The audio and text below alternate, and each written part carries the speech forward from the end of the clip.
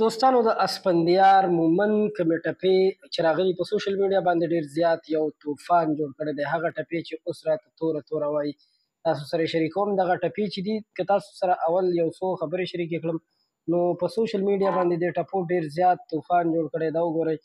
هر اړخ ته چې څومره هم سکرولینګ کوئ، نو دا ټپې به تاسو ته مخې ته راځي. دا وګورئ تاسو.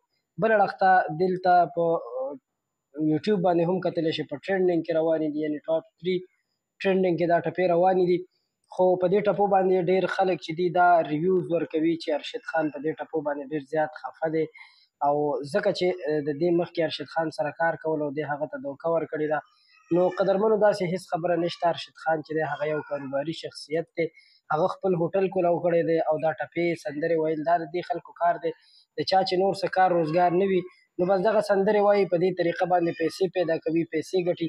ارشد خان چې دی هغه یو کاروباري شخصیت دی، خپل کاروبار سره کار ساتي، او هغه د دې ټپو او سندرو نه یو لرې انسان دی. نو په دې وجه مې غوښتل چې د دې ټپو او د دې سندرو باره کې د اسفندیار مومند او د ثناګل دغه تفصیل تاسو ته درکړم. ډېره مننه.